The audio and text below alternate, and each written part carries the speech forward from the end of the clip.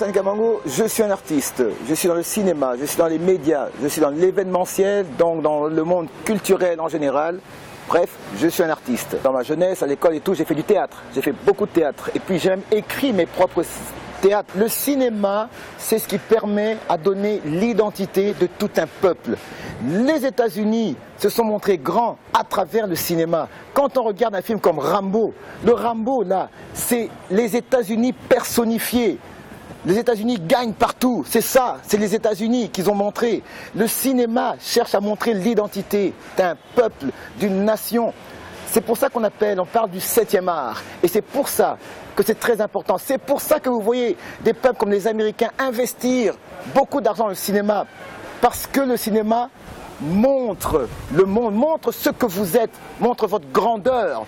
Votre éclat, votre beauté, ça fait rêver. En Afrique, on a Nollywood actuellement, qui est l'un des plus gros producteurs de films du monde. Ils sont reconnus mondialement, ils ont même carrément toute une chaîne.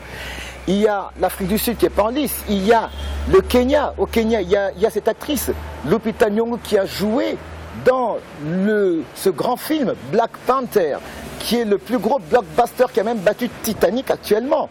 Et tout ça, c'est avec le monde africain.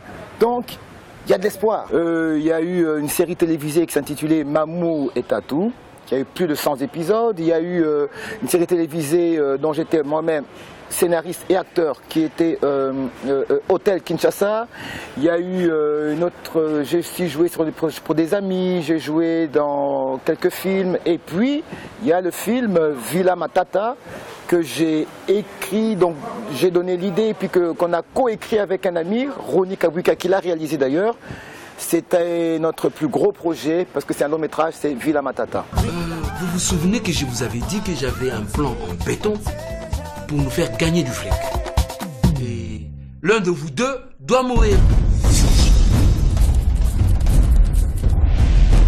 C'est une comédie populaire. On est dans le burlesque africain. Ça tourne autour d'un deuil en Afrique, tel que les deuils se passent. Mais alors comme c'est une comédie, il y a une petite escroquerie avec deux enfants de la maison qui vont chercher à rouler l'oncle et la tante pour alors bénéficier du deuil, un faux deuil qu'ils vont faire passer pour un vrai deuil et chercher de l'argent, soutirer de l'argent aux oncles, à toute la famille qui viendra au deuil. Qu'est-ce que vous allez lui dire à Cathy?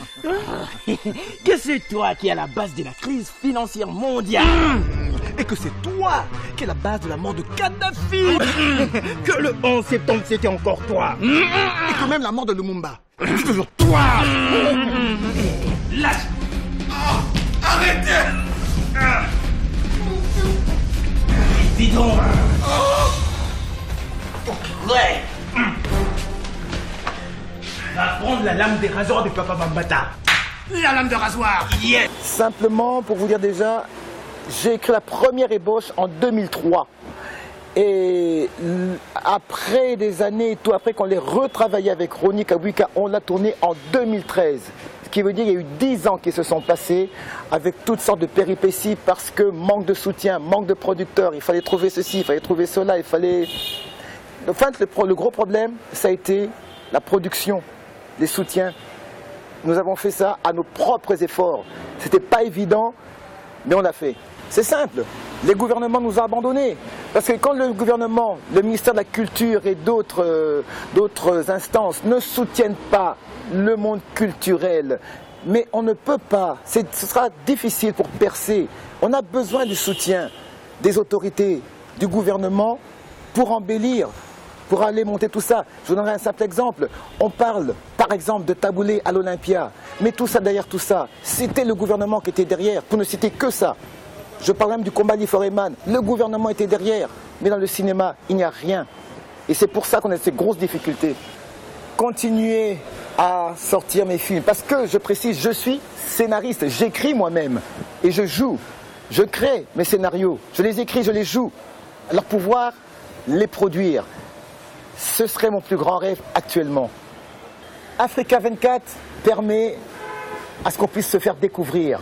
Et grâce à Africa 24, je pense, et je suis même sûr, que des exemples de cinéastes africains et artistes de tous bords pourront alors se faire découvrir sur les 4 facettes du continent africain grâce à Africa 24.